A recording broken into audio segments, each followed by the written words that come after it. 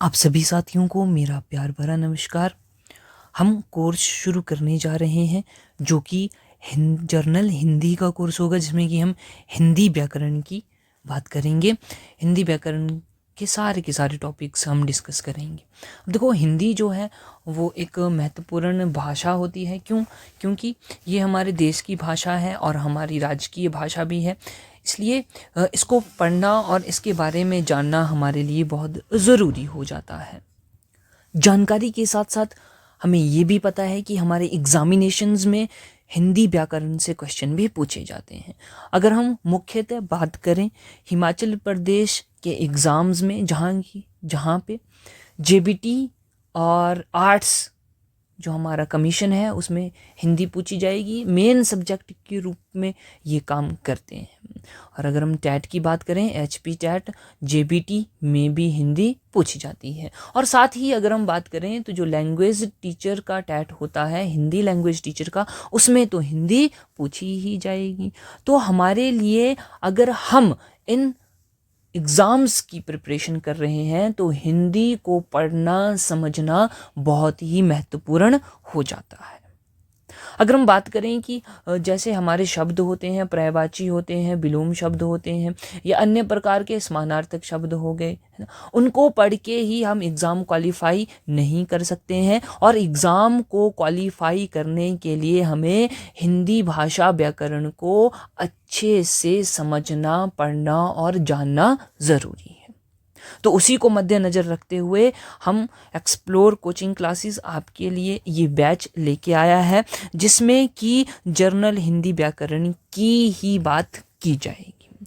और जिसकी फ़ीस आप देख सकते हैं, थंबनेल पे भी लिखा गया है, मात्र 800 रुपये फ़ीस है। और इसकी वैलिडिटी आपको लाइफ टाइम तक रहेगी। बात आती है कि सर ये कोर्स हमें कहाँ पे मिलेगा? तो ये कोर्स आपको हमारी एप्लीकेशन पर मिलेगा, जो कि आपको प्ले स्टोर से डाउनलोड करनी पड़ेगी। और उस एप्लीकेशन का लिंक जो है वो हम आपको डिस्क्रिप्शन में दे देंगे, आप वहाँ से डाउनलोड कर सकते हैं। चलो दोस्तों, ये तो बात हो गई। आज थोड़ा सा इंट्रोडक्टरी पार्ट को कवर कर ही लेते हैं। ये तो हमने बात कर ली एचपी, जेबीटी और आर्ट्स के बारे में। लेकिन क्या है, जहाँ अन्य एग्ज़ाम में भी हिंदी को पूछा जाता है, जैसे कि बहुत ही इम्पॉर्टेंट बात बन जाती है जब हम बात करते हैं हिमाचल प्रदेश एग्जामिनेशन की। हिमाचल प्रदेश में, हिमाचल प्रदेश पुलिस में, पटवारी में, या अन्य पेपर 1 हो गए, जैसे क्लास 3 ऑफिसर के पेपर 1 हो गए, ठीक, वहाँ पे हिंदी पूछी जाती है। और जैसे कि पीजीटी का एग्ज़ाम हुआ था, हिमाचल प्रदेश पीजीटी का एग्ज़ाम जो हुआ, उसमें भी पेपर 1 में हिंदी पूछी गई थी। और नतीजा ये निकला कि बहुत से अभ्यर्थी ऐसे थे जिनसे पेपर 1 ही पास नहीं हुआ। तो अगर हमें सरकारी नौकरी लेनी है, हम इतने समय से सरकारी नौकरी के लिए तैयारी कर रहे हैं, तो हमें अपने सब्जेक्ट्स क्लियर करने पड़ेंगे, अपने सब्जेक्ट्स के ऊपर महारत हासिल करनी पड़ेगी, ताकि हम एग्ज़ाम को क्वालिफाई कर सकें। और बिना पढ़े, ये तो हम जानते हैं कि बिना पढ़े कभी भी एग्ज़ाम क्वालिफाई नहीं होगा। क्या वजह रहती है कि 3-3, 4-4 साल लगाने के बाद भी, पढ़ाई करने के बाद भी हमारे एग्ज़ाम नहीं निकलते हैं? तो उसके पीछे एक तो मेन वजह हो गई कि हम अच्छे से पढ़ाई नहीं करते हैं, ऊपर ऊपर से पढ़ते हैं और ये समझते हैं कि हमने तो अच्छे से तैयारी कर ली, अब तो एग्ज़ाम क्लियर हो जाएगा।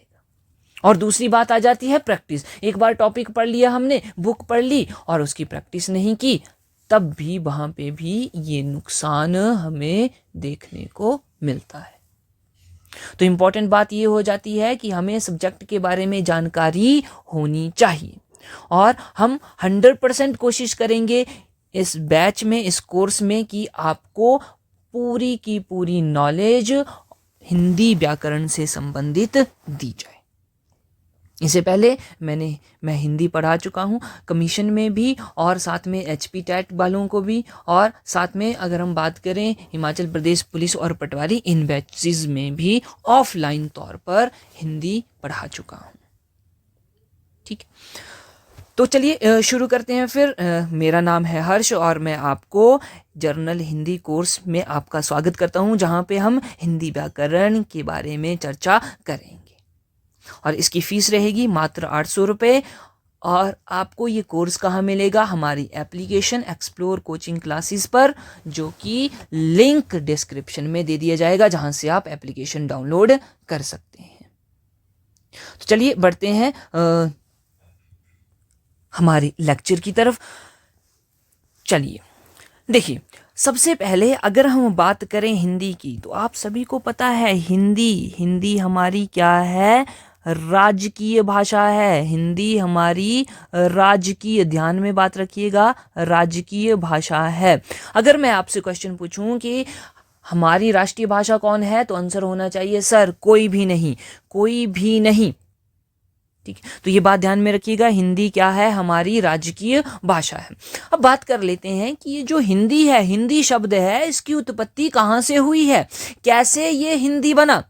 तो अगर मैं आपको एक स्टोरी के माध्यम से सुनाना चाहूँ या इतिहास की तरफ लेके जाऊँ, तो हमारे देश में बहती थी सिंधु नदी। जब पाकिस्तान और भारत एक था, तब कौन सी नदी बहती थी? सिंधु नदी बहती थी।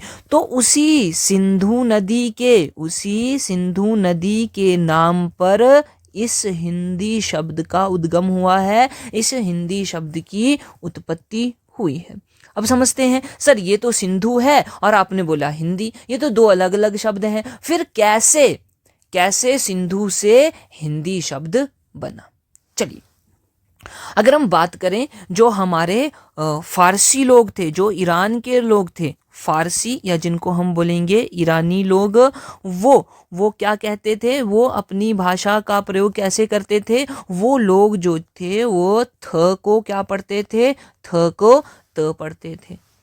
ठीक है, फारसी और ईरानी लोग थ को त पढ़ते थे और ध को द पढ़ते, और फ को वो पढ़ते हैं प।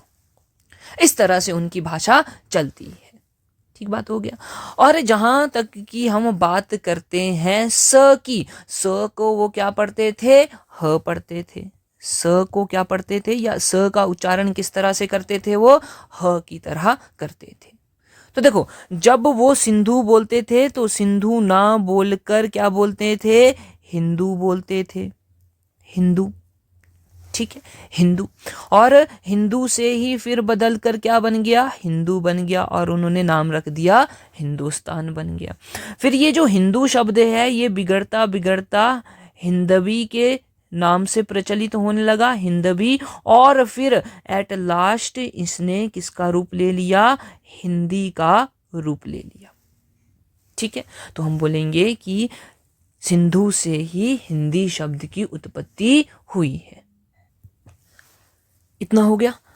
ठीक है, तो हम क्या बोलेंगे? अब हम ये जो इम्पोर्टेंट लाइन है ये लिख लेते हैं कि हिंदी शब्द कौन सी भाषा से निकला हुआ है? हिंदी शब्द फारसी, या फिर पारसी भी बोल देंगे, या फिर ईरानी भाषा। तो हिंदी शब्द पारसी, फारसी, ईरानी भाषा का शब्द है। और ये क्वेश्चन अभी पूछा गया था, अभी जो HP टेट का 2024 का जो एग्ज़ाम हुआ था, तो उसमें पूछा गया था कि हिंदी शब्द कौन सी भाषा का शब्द है। तो आंसर क्या था उसका आंसर था फिर पारसी भाषा का। ठीक है, चलिए इतनी बात क्लियर हो गई। अब उसके बाद थोड़ी सी बात कर लेते हैं हम भाषा की। ये तो हमें पता लग गया कि हमारे देश की मुख्य भाषा कौन सी है? हिंदी है। लेकिन अगर हम भाषा के बारे में बात करें, ये जो भाषा है, ठीक है जी, भाषा, अब ये भाषा शब्द की उत्पत्ति कहाँ से हुई है ना? ये भी तो एक शब्द है, इसकी उत्पत्ति कहाँ से हुई होगी? तो अगर मैं आपको बताना चाहूँ कि इसकी उत्पत्ति संस्कृत भाषा से, कौन सी भाषा से? संस्कृत भाषा से। तो भाषा शब्द की उत्पत्ति संस्कृत भाषा से हुई है। तो अच्छे से लिखें, तो संस्कृत से हुई है। भाषा शब्द की उत्पत्ति संस्कृत भाषा से हुई है। ठीक बात हो गई इतनी। अब ये कौन सी शब्द से, तो हम बात करेंगे कि जब हम संस्कृत भाषा की बात करेंगे तो संस्कृत भाषा में एक शब्द है या एक धातु है भाष धातु। कौन सी धातु है? भाष धातु। उसी धातु से, उसी भाष धातु से क्या बना हुआ है? भाषा बना हुआ है। ठीक है, भाषा। और ये जो भाष है, भाष शब्द है, इसका अर्थ क्या होता है? तो इसका अर्थ होता है प्रकट करना, प्रकट करना। ठीक। और अगर हम भाषा की बात करें तो भाषा क्या होता है? भाषा वो साधन है जिससे हम अपने भाव विचार को, भावों को, विचारों को प्रकट करते हैं, प्रकट करते हैं। तो यहाँ से हमें ये जानकारी मिल रही है कि ये जो भाषा है, भाषा शब्द की उत्पत्ति संस्कृत भाषा के भास धातु से हुई है, जिसका अर्थ होता है प्रकट करना। ठीक है, इतनी बात हो गई। तो अब यहाँ पे पॉइंट बनता है कि ये जो भाषा है इसकी उत्पत्ति हो गई। अब एक इम्पॉर्टेंट पॉइंट है, ये जो हिंदी भाषा है, ये जो हिंदी भाषा है, हिंदी भाषा की जननी, हिंदी भाषा की जननी किसको कहा जाता है? संस्कृत को कहा जाता है। हिंदी भाषा की जननी संस्कृत है। ये भी बात आप ध्यान में रखिएगा। ठीक है, अगले पेज पे चलते हैं और बहुत सारी बातें करते हैं। तो अब ये जो हिंदी भाषा को हमने संस्कृत की जननी बोला, क्यों बोला? इसके पीछे की वजह क्या रही होगी? तो सबसे पहले हम बात करते हैं कि हमारे पास संस्कृत भाषा थी। ठीक है जी, सबसे पुरानी भाषा। और बोला जाता है कि सभी भाषाएं जो हैं वो संस्कृत भाषा से ही बनी हुई हैं। अगर हम संस्कृत भाषा की बात करें तो जब हमारे वेद और उपनिषद लिखे गए थे, तब कौन सी भाषा प्रयोग की जाती थी? संस्कृत भाषा। ठीक है, और इसको लौकिक भी बोलते हैं। ठीक है, और अगर मैं समय की बात करूं तो देखो, अगर मैं हिस्ट्री में जाऊं तो वैदिक काल देखो 1500 से लेके 1000 ईसा पूर्व तक की बात होती है। 1000 ईसा पूर्व, या फिर अगर मैं बात करूं कि 1500 से 1000 ईसा पूर्व, और दूसरी तरफ बात करूं कि 500 ईसा पूर्व तक, 500 ईसा पूर्व तक संस्कृत भाषा जो है वो प्रचलन में रही है। ठीक है, तो नंबर 1 तो ये हो गया संस्कृत भाषा। अब संस्कृत से ही दूसरी भाषा निकलती है और उस भाषा का नाम है पाली भाषा। कौन सी भाषा? पाली भाषा। कहाँ से निकलती है ये? इसकी उत्पत्ति कहाँ से होती है? संस्कृत भाषा से होती है। और अगर मैं आपको जानकारी दूं तो ये जो बौद्ध ग्रंथ हैं, सारे के सारे बौद्ध ग्रंथ वो कौन सी भाषा में लिखे गए हैं? ये सारे के सारे पाली भाषा में लिखे गए हैं। और अगर मैं समय की बात करूं तो आप इसको समझ सकते हैं कि एक ईस्वी तक, है ना, 500 ईसा पूर्व से 1 ईस्वी तक की ये बात है जब पाली भाषा की बात करेंगे। फिर पाली भाषा से प्राकृत भाषा निकली हुई है, प्राकृत भाषा की उत्पत्ति हुई है।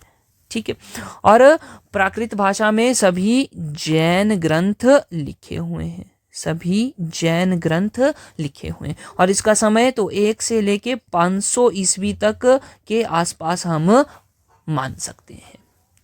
ठीक है, अब इसके बाद प्राकृत भाषा के बाद प्राकृत भाषा के बिगड़े हुए स्वरूप आने लग पड़े। जैसे कि हम बात करते हैं भाई को क्या बोलते हैं? भाई को पाई बोल देते हैं, भाई बोल देते हैं। फिर ऐसे नाम बिगड़ता चला जाता है। ठीक है, तो प्राकृत भाषा के बाद अब क्या हुआ? ये भाषा जो है वो बिगड़ने लग पड़ी। तो उसके बाद आती है अपभ्रंश। अपभ्रंश मतलब क्या?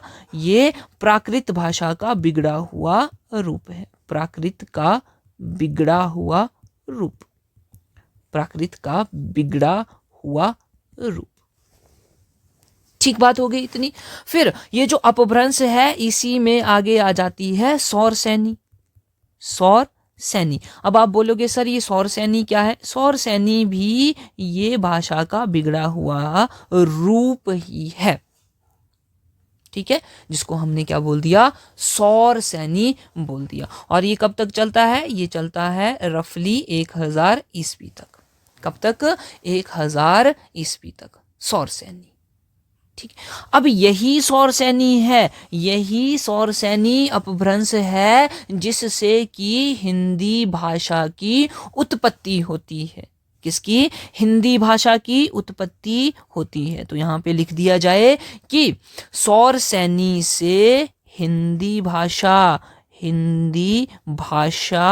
की उत्पत्ति होती है, की उत्पत्ति होती है। ठीक हो गया इतनी बात। और अगर हम समय की बात कर लें तो 1000 ईस्वी से ये समय शुरू हो जाता है और वर्तमान तक हिंदी भाषा चलती है। तो आज भी हिंदी भाषा चलती है।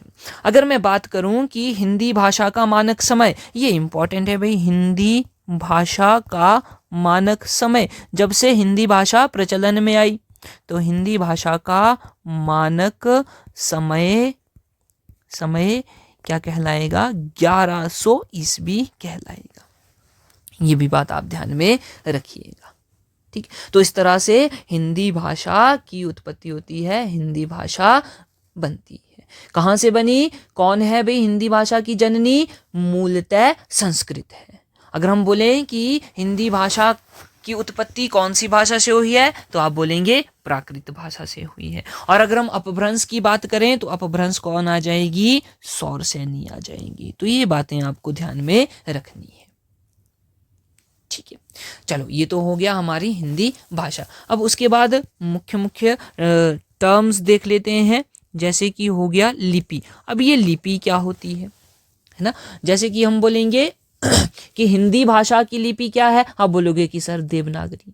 अब लिपि होती क्या है, तो हम ये बात लिख लेते हैं कि भाषा को लिखने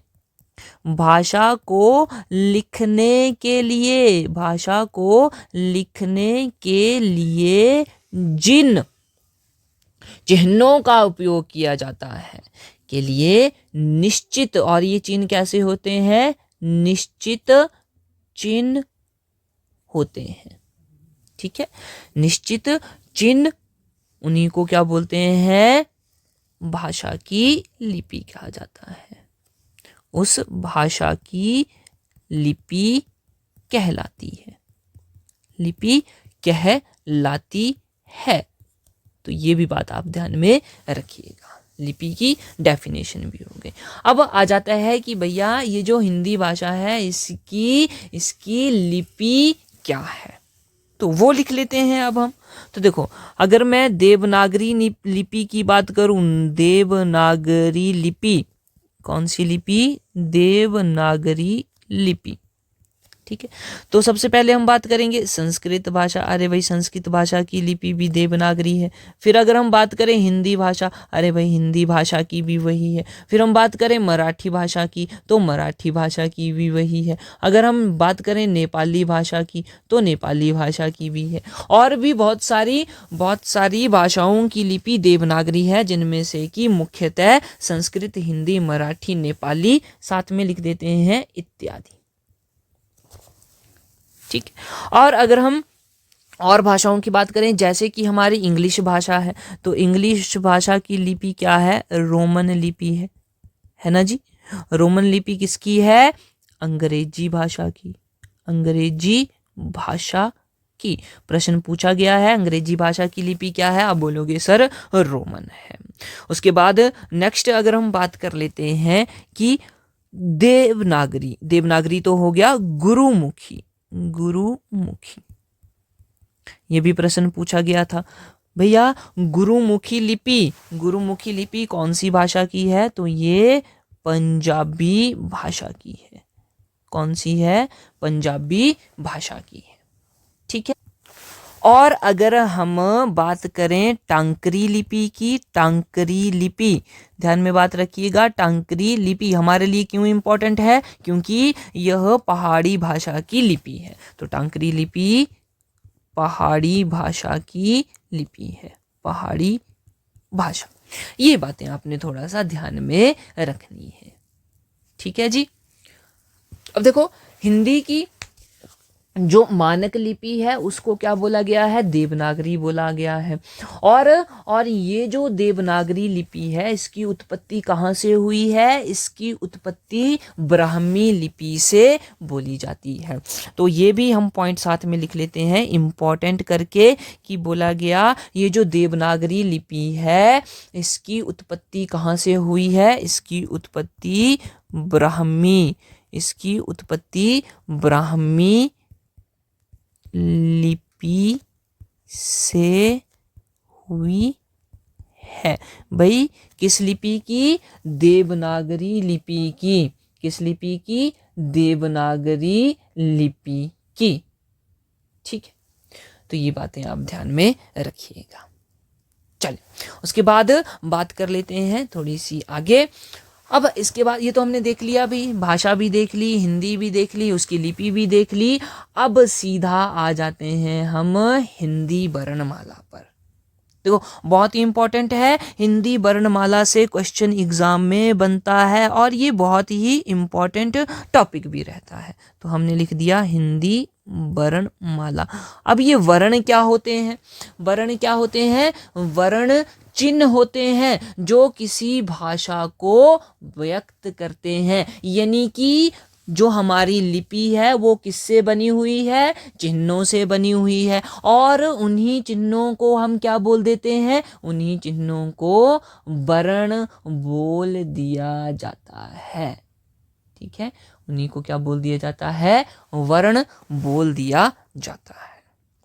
ठीक, तो उन वर्णों को, जितने भी वर्ण हैं उनको हम क्या बोल देते हैं, वर्णमाला बोल देते हैं। तो हिंदी के वर्णों की माला को हिंदी वर्णमाला बोल दिया जाएगा।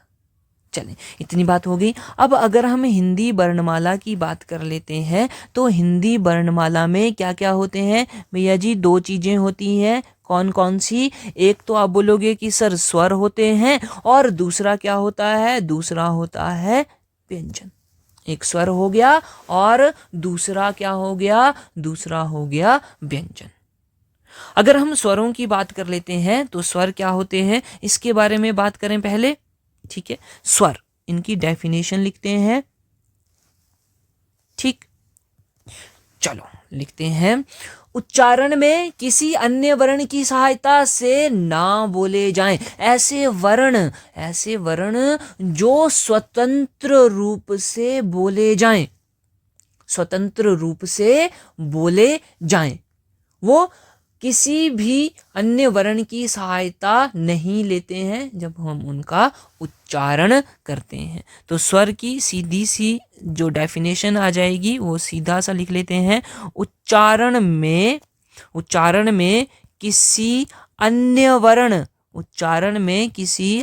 वर्ण की सहायता नहीं होती है। तो स्वरों के उच्चारण में अन्य किसी वर्ण की सहायता नहीं होती है। यानी कि ये कैसे बोले जाते हैं, ये इंडिपेंडेंटली बोले जाते हैं, स्वतंत्र रूप से बोले जाते हैं। तो सीधी सी दूसरी डेफिनेशन हम बोल देंगे, स्वतंत्र रूप से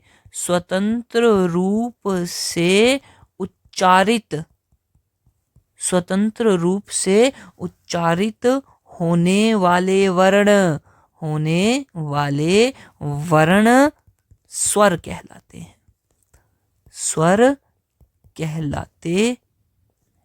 हैं। ठीक है, तो ये हो गई स्वरों की डेफिनेशन यानी कि परिभाषा। ठीक है, अब एक और बात ध्यान में आपने रखनी है कि जब भी हम स्वरों का उच्चारण करते हैं तो हवा जो है वह गले से सीधा बाहर निकल जाती है। गले से बात करें या फेफड़ों से, है ना, फेफड़ों से ही निकलती है हवा बाहर की ओर। तो हवा फेफड़ों से निकलकर सीधा बाहर आ जाती है और हमारे मुख के अन्य भागों से नहीं टकराती है। ये इंपॉर्टेंट पॉइंट भी आपने ध्यान में रखना है। ठीक, अब दूसरी तरफ चल लेते हैं। दूसरी तरफ व्यंजनों की बात करेंगे, फिर इनके उदाहरणों के देखेंगे कि कौन कौन से स्वर होते हैं, कौन कौन से व्यंजन होते हैं। ठीक, तो व्यंजनों की सबसे पहले बात करते हैं कि इनके उच्चारण में अन्य वर्णों की सहायता लेनी पड़ती है। तो यही लिख देते हैं कि व्यंजनों के उच्चारण में अन्य वर्णों की सहायता, अन्य वर्णों और ये अन्य वर्ण क्या होते हैं? ये होते हैं स्वर। तो यहां पे लिख देता हूं स्वर। ठीक, अन्य वर्ण की सहायता लेनी पड़ती है। तो सहायता होती है। व्यंजनों के उच्चारण में अन्य वर्ण की सहायता होती है। एक ये पॉइंट आ गया। और दूसरा कि ये स्वतंत्र रूप से उच्चारित नहीं होते हैं। तो यहां पे लिख देते हैं स्वतंत्र रूप से उच्चारित न होने वाले वर्ण, स्वतंत्र रूप से उच्चारित न होने वाले वर्ण व्यंजन कहलाते हैं। व्यंजन कहलाते हैं। तो ये बात भी आपने ध्यान में रखनी है। अब एक और पॉइंट आ जाता है कि जब भी हवा निकलती है तो मुंह में कहीं ना कहीं पे टकराती है। जब भी हम व्यंजनों का उच्चारण करते हैं तो हवा हमारे मुख के या वाक यंत्र जिनको हम बोलेंगे उनसे टकराती है। तभी तो इनका उच्चारण स्थान बनता है, अलग अलग उच्चारण स्थान बनता है, जिसकी हम आगे बात करेंगे। ठीक हो गया। तो ये हो गया हमारे पास स्वर और व्यंजन। ठीक है जी। चलें उसके बाद इनके बारे में थोड़ा सा देख लेते हैं। ये स्वर क्या होते हैं और व्यंजन क्या होते हैं। अगर हम बात करें स्वरों की तो स्वरों की संख्या कितनी बोली गई है? अब बोलोगे कि सर 11 बोली गई है। और अगर मैं बात करूं व्यंजनों की तो व्यंजनों की संख्या कितनी बोली गई है? सर 33 बोली गई है। तो टोटल कितने हो गए? आप बोलोगे कि सर टोटल तो हो गए हमारे 44। कितने हो गए? 44 हो गए। और यही हम पढ़ते आ रहे हैं कि हिंदी वर्णमाला में वर्णों की संख्या कितनी है, कुल वर्ण कितने होते हैं? कितने होते हैं? 44 होते हैं। लेकिन अगर हम मूलतः बात करें, रियल में बात करें तो कितने होते हैं? भाई 52 होते हैं, 52 होते हैं। और ये 52 कैसे कैसे होते हैं इनको भी हम देखेंगे। तो सबसे पहले स्वरों जो कि 11 होते हैं उनकी बात कर लेते हैं। देखिएगा, ध्यान से देखिएगा। अ, आ, इ, ई, उ, री, ए, ऐ, ओ, औ, अंग, आ। ठीक बात हो गई। तो देखो ये हमारे हैं अ, आ, इ, ई, उ, री, ए, ऐ, ओ, अंग, आ। ठीक, ये होते हैं मूलतः स्वर। लेकिन इनमें से ये जो दो हैं अंग और आ, इनको हम स्वरों में काउंट नहीं करते हैं, इनको अनुस्वर बोलते हैं। वो हम आगे देखेंगे, इनके बारे में भी देखेंगे। तो 11 हो गए भाई। कौन कौन से हो गए? ध्यान में देना है। अ, आ, ई, उ, री, ए, ऐ, ओ, औ। कितने हो गए? 11 हो गए। ठीक है। तो इस तरह स्वरों की संख्या कितनी हो गई? 11 हो गई। ठीक है। तो ये आपने ध्यान में बात रखनी है। अब उसके बाद अगर हम वर्णों की बात करें, वर्णों में किसकी बात करें? व्यंजनों की बात करें, जिनकी संख्या कितनी है? आप बोलोगे कि सर इनकी संख्या तो 33 है। और वो कौन कौन से हैं? चले आइए देख लेते हैं। सबसे पहले क्या आता है? क वर्ग आता है। और क वर्ग में क्या होता है? क, ख, ग, घ और न। ठीक। फिर उसके बाद क्या आता है? आप बोलोगे कि सर च वर्ग आता है। तो हमने लिख दिया च वर्ग। च वर्ग यानी कि च वाला वर्ग है ना जी। च, छ, ज, झ और ञ। उसके बाद कौन सा आता है? आप बोलोगे कि सर ट वर्ग आता है, जिसमें कि ट, ठ, ड, ढ और अण। ठीक है जी, ये हो गया। फिर उसके बाद त वर्ग आता है। त वर्ग लिखते हैं त, थ, द, ध, न। ये हो गया हमारा त वर्ग। फिर आता है प वर्ग आता है। कौन सा वर्ग? प वर्ग। प फ ब भ म, भ म, ये हो गया प वर्ग हो गया। ठीक है, उसके बाद आते हैं य र ल, य र ल, व श श स ह। यहां तक ही हम इनकी बात करेंगे। तो देखो, ये जो है य र ल व, इनको क्या बोला जाता है? इनको अंतस्थ व्यंजन बोला जाता है। और ये जो है श श स ह, इनको क्या बोला जाता है? ऊष्म व्यंजन बोला जाता है। ऊष्म मतलब कि ऊष्म होता है हीट, है ना जी, गर्म हवा। तो इनके उच्चारण जब हम करते हैं तो गर्म हवा जैसी निकलती है, तो इनको ऊष्म बोल देते हैं। चलो आइए बात करते हैं। ये हमारे क वर्ग वाले हो गए 5, च वर्ग वाले 5 हो गए, ट वर्ग वाले 5 हो गए, त वर्ग वाले 5, और प वर्ग वाले भी कितने हो गए? 5 हो गए। टोटल कितने हो गए? 5 5 5 5 5, ये हो गए 25। और उसके बाद ये जो है हमारे अंतस्थ व्यंजन 4 हो गए। उसके बाद ऊष्म व्यंजन भी कितने हो गए? 4 हो गए। तो अगर हम इनको टोटल काउंट करें तो कितने हो गए? अब बोलोगे कि सर ये तो 33 हो गए। तो इस प्रकार 11 और 33 को मिलाकर कितने हो जाते हैं? 44 हो जाते हैं, 44 हो जाते हैं। ठीक है, तो हम यहाँ पे एक लाइन लिख लेते हैं, बहुत ही इंपॉर्टेंट। हिंदी वर्णमाला में ध्यान में बात रखिएगा, हिंदी वर्णमाला में वर्णों की संख्या कितनी हो गई? 44 हो गई। लेकिन अगर हम बात करें कि कुल वर्ण या मूल वर्णों की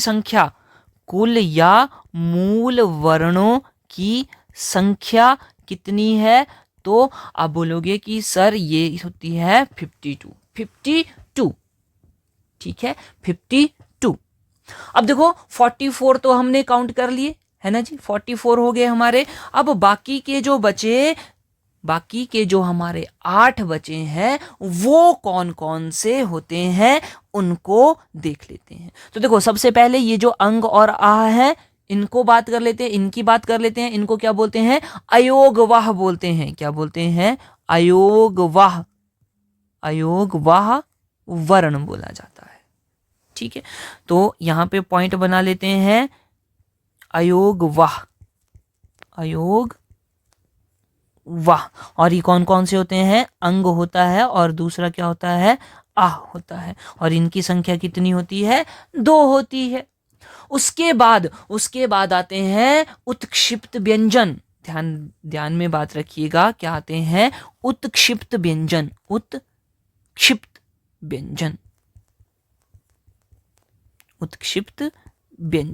और ये कौन कौन से होते हैं? ये होता है अड़ और ढ के नीचे बिंदी, और ड के नीचे भी बिंदी, तो क्या बने? अड़ और ढ़ बन गया। ठीक है, उत्क्षिप्त व्यंजन। ठीक है जी, और इनकी संख्या भी कितनी होती है? इनकी संख्या भी 2 होती है। ठीक है, अब उसके बाद आते हैं हमारे संयुक्त व्यंजन। कौन से आते हैं? संयुक्त व्यंजन।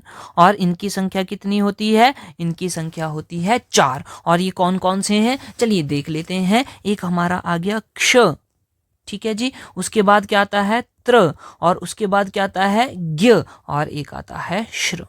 क्ष, त्र, ज्ञ और श्र, इनकी संख्या कितनी हो गई? आप बोलोगे कि सर इनकी संख्या तो 4 हो गई।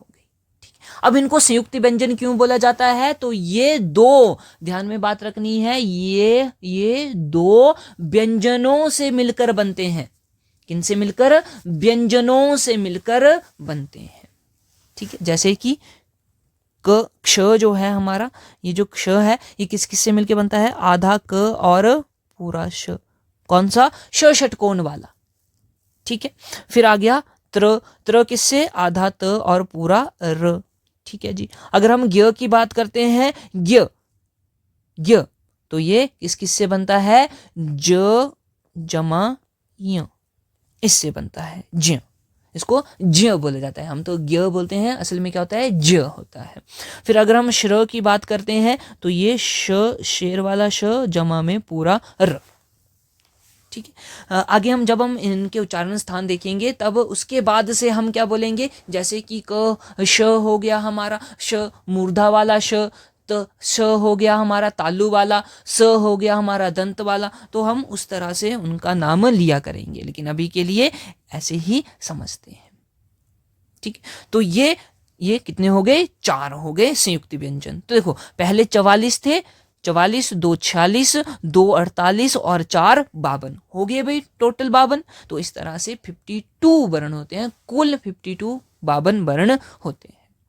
तो हमने क्या देखा, हमने देखा कि स्वरों की संख्या और व्यंजन की संख्या, ठीक है। स्वर क्या होते हैं, जो किसी की सहायता से ना बोले जाएं, स्वतंत्र रूप से बोले जाएं, जैसे कि अ आ इ ई उ ऊ। तो आप इनको उच्चारण करके भी देख सकते हैं कि एक ही लय में बोले जा रहे हैं, किसी अन्य की सहायता से नहीं बोले जा रहे हैं, ठीक है। और अगर हम व्यंजनों की बात करें तो व्यंजन जैसे कि क है, इसमें आधा क और उसके बाद अ, ये अ क्या है, आप बोलोगे कि सर ये तो स्वर है। तो ऐसे वर्ण जो स्वरों की सहायता से बोले जाएं, ऐसे वर्ण जो कि स्वतंत्र रूप से ना बोले जाएं, उनको हम व्यंजन कहते हैं। तो ये सारे के सारे व्यंजन किसी ना किसी स्वर की सहायता से बोले जाते हैं, संयुक्त व्यंजनों को छोड़कर, ठीक है। तो ये बात आपने ध्यान में रखनी है। तो हमने ये देख लिया कुल व्यंजनों की संख्या और हिंदी वर्णमाला में वर्णों की संख्या, कुल वर्णों की संख्या और हिंदी वर्णमाला में वर्णों की संख्या। तो आज की क्लास में इतना ही करते हैं, नेक्स्ट क्लास में मिलते हैं।